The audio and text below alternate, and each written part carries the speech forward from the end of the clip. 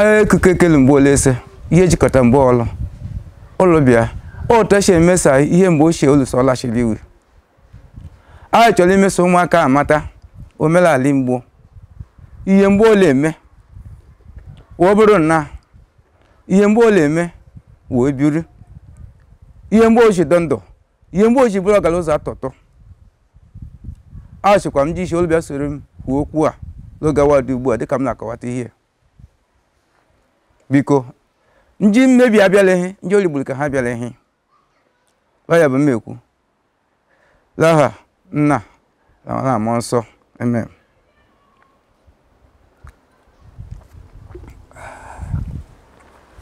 Yes, eha mbụ nwale chikwa ohido mala ejigbote ha nna mbụ kpabịa onye mere osome ala ihiriho lali obodo mụọhụ so nna m kụziri m ihe lebe mmadụ obere and m akụzikwere ndị ọzọ lebe mmadụ obere mmebido sta nkọwalụ mmụle m ụtachi bụrụ nje meta onye mbụ mbịala ameta okpuru ebo bụ onye akpọ mkpu ichokwe elekwa okorokpa abịa elekwa onye ije alụdu nwe ehibula mmiri da agba nta ya enwere onye na-agwọrọ ndị na-enweghị ọgwụ mbụ jokste ya gbakwa onye dibịa ha ọgwụ ịgbala enwetaghị ya gba igbo abalịta onwetaghị ya lakwuo nna mbụ chokela ejo ha jeshilo nwe onye ọ dị ahụ ya gbaa ya egbe ole nweta ọkụ na-eshi agba ihe egbe ya ahụ ya shilo lekwi ya hụ je jokste hụdata jeshi ngwa ya shi ịgbacha ma egbe ya shi mbala papa shi abịa kuwe ya shi ngwa lawa la meme ngolo la mabịa wonderful thing melebe mbala ngolo mele before mkpi na-eshila ameta okpuru ebo alaleju ọha ya hụla nwoke ahụ na nna ya lọda akparị ụka ebe mgbe ha lọkwurite lọgwụ ha gaji ije gwọ ndị na-enwe lọla agwọchiri ha se were mee maka ihe ọ gaji egwu ọsọ ndị na-enwe ike meri mgbo ya la setụlụzie abịa woli tọlie wigu ndị imu ya bụ ebe ha elikwe njọkiste ihu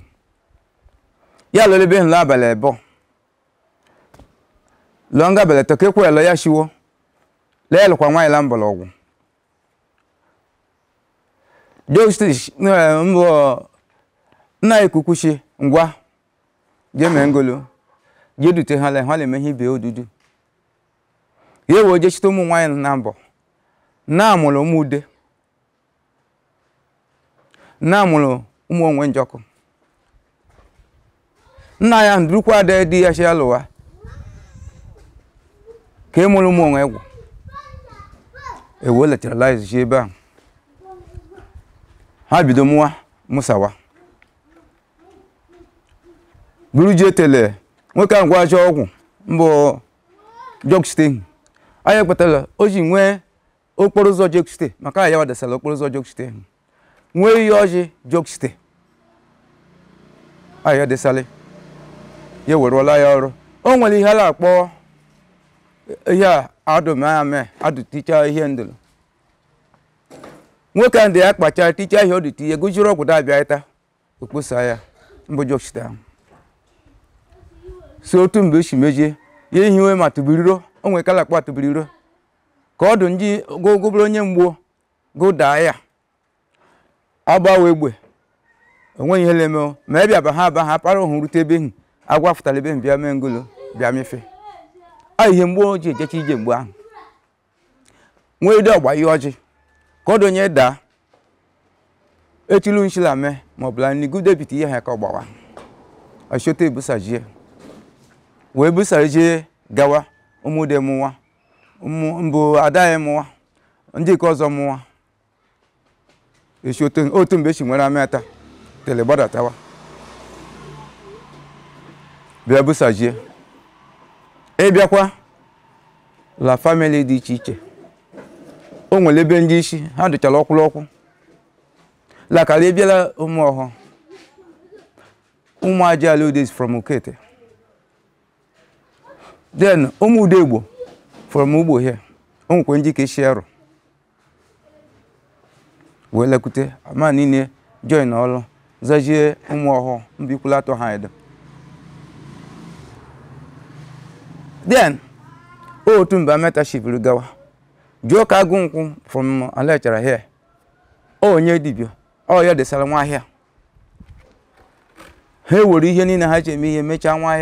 ahịa belebele kweji okwu goga aghala nwa ahịa edo nwa ya bịakwa lọtawa Alechara which is mezi obodo ma nga ele atọ ya bịakwa lọtawa ebusaji tu worochia ezu Shilole nwelili ihe jikọta anyị niile mgbe ehu ndị inyi echi alakwutego ndị inyi John ọla ha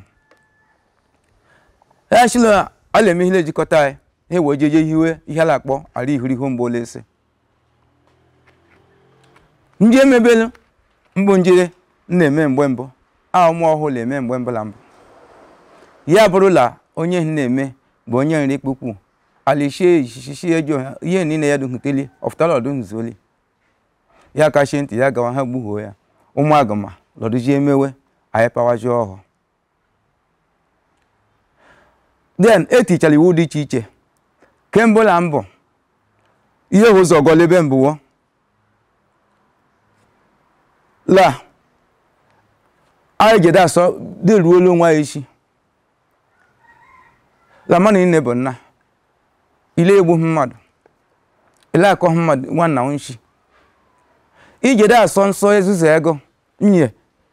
onye ezuzu ego dukoto shidolu la mgbe ochie ahụ dukote na m shikọrọ ile ahụhụ nye onye ezuzu ego ịgaje di ya maọbụ gola akpa ime enyi gumuo ya larịrị etigbu ile ahụhụ nye nwele ịga ije di ya gume ya arịrị etigbu o melu ụmụ agama na ụmụ ọhụụ dasọ nsọ nye so ote bụ omenala ihe nshida aga adị emekwa ya nwaanyị ọbụla nọla di wee jee eje ha ejekwa egofukwa elebe si onye nje ma di ya ma kama ọ egbu di ya mee ngolo ya egbu onye ahụ otu echi mechaa heriti na kemgbe la mbụ ịbịa ịhụla imama ụzọ ụmụeze daisuzibe ụmụeze a niile ịmala ameta nwe from site na ndị ụlọ imama ntele gbadata toleke ochie ndị ike ọzọ bụ ndị Ukete bulebe ndị Ukete mgbe alọzie bụ ha agha ndị ụfọdụ la ntabịa megharị ihuriho chila ha soro ji ya mbụ ndị famili Gaddafi ha ndị ka ọzọ achụghị ha and ihe la amata ọbụla onye ụmụ eze hụ onye ọbụla lebe ovu m Okete hụ nsogbu dọsara erichi adọsachi maka ha mala ha nwee bifo ha ta erichi ha la nwụhụ ngwa ha ta erichi ha la nwụhụ maka lali ha bifo so ihe mgbocha ihe ndụchala mgbe ochie ihe nna ya ha dịkote nna m she kadebelu m abịazie oheke ndị mgbo la ndị ọgwụ nyere aka alụ akwalufu Ukete lebe ha je mbelu ehi dukeja ewu dukeja ọkụkọ dukeja abịakwa okwu ale ashururu egwu ọnwụ ya ha tozele alụ bọla hata sobali bọla hata ururu egwu ọrụ bụ onye bụ ole bịa onye meta onye meta so ya kpọrọ alụ mbụ ururu egwu ọnwụ ọdụghị ihe ọzọ alụ ọgwụ ya dịwa nga ọ ya butere ọgwụ mgbo l'ọgwụ yes so a ya butere ọgwụ mgbo l'ọgwụ ọgwụ ya rụrụ chọwa ji ese eme ihe ọgwụchi ọnwụ onwere ogiri atụla ozi ya lọbụla ọbụghị la mgbuo baga enwe dali ntele rụla mbụ ihe andụlụ ogboli ha ebole nje ego ahụ onye bido ji ọgụ mgbuo na-enwe ọgwụ alekọta ha nwere giant nna lụrụ ha ọgụ Okori Udo Aleshi ọ gbalụ dị mkpa ka Goliath gụmelu mala ọla enweta ya tụkọta ndị mgbe ụlọ adachi ndị ụtachi eme ihe o nwere onye nwa ngwụrọ ala akpọ Ogbulide yala nye nwee mkpọtụ nye shi ala ya nwa ngwụrọ ibe ụlọlọ gbagha gobia lọdụrụ ime Ogbulide mengolo gbaite ji hụ egbe mala nchacha ya aparịla abụọ garuola mkpu hụ datman tukwuru kpọcha ya nwere bifo bido ọgụ ya mengolo ya ba n'ime mkpu hụ ka na emeji nute mkpu ndụ ha mgbe hụ so mgbe o ji bajele ebe suche egbe hụ nwute ma ntu ebele ebe ịmala ya adụ wada agbachafula mgbe eriwo so ya sụcha ya jeruola ime mkpu ahụ chilebe hụ hie ofu mkpu ebe ọdụ nwoke ntu kwuru ọdọsa ike fiso ya ọla egbe elebe chifoje ụtụtụ nge ndị ọgwụda abịa nwoke m abịago bịa lọrọ ebe ahụ so ọkpọ ya nwụrụ nwoke m nọdụ jele ime mkpu ahụ gbaa ya ihe niile wụlaga nwoke m n'ime ha ihe hụdata buga obodo onwe onye ọhụrụ ya etuo ọhụ ndị makala ime mkpu mbụ nwoke m nọ ya chọọ ọsọ gbaa mbele ya daa onye ụja ha uwe o ihe dịka Okori Udo Aleshi bụ ihe mgbe ogbulu onye ibe ha ọzọ lọ asedisin dagochichila ọgbago ha ma ya lọzi gbara onye ụja ahụ ya dara ala ha ala ji eke nwele ndụ ka yawa ụdị ngwa ọgụ ahụ nwele ndị abịa ta egbeda dachiwa ike nwele mgbe ọsọ ebe mbelọ mejie ọgụ mgbe ụlọ ọgwụ ya mengolo ya kwụsị otu bụ oche kwụsị abịa nga ke ayịla ndị amụla nwoke leme amụla nwoke ha shi ebe ha shi laka anụ ndị ọhọfịa ayị ha bụ ha bịa ndị na-enwe ikpawa ya ha mgbuwe ha bịala mgbuo chida ha chọrọ sa ha la mgbuo bide abịa mechaa nwee omimi ihe ọgbụgba ndụ abịa buru mgbe ha ji mụọ jee okwu ma mmadụ dịcha ka aleke nshi egbe ma ndị ike ọzọ niile ha fụlawa aja ya alịa niile ibi n'ime dị ogo ntụ gwa ọ bụ nchụfụ bụ achụfụchara ha lebe so alọjie elu ọjọọ ga-ebe wuru nwee ike mmadụ ka Sunday nwekọrọ ọlụ ha mmadụ ka papa Jimmy Rezọ ha a ndị wetara atụmatụ aishi mengulu iji win ebe ahụ ebido jee lụọ ọga ahụ mgbe o mechakwa dalata ha ihe ha because ihe nyere mmadụ shi ya ji ide ya tụọ elola akwedola foto ya bụ ọgbaeta ahụ ilele ndị lebe otu mgbe ameta shi nwede ọgbaeta ahụ ndị ike ala echarala amaọjị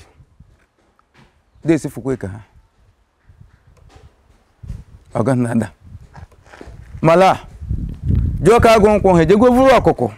ha ejide agwọ ọgwụ ha nwere ike iji ebe bụ kọnka ndị a ya wụọ ivu ejide agụ ijọ ka agụ nkwụ ya wụọ ivu galebe jere vrite ọkụkụ ha ya bụ ọgwụ ha na-eme omego ngolo omebigwe ha ebido dalụ ọgụ a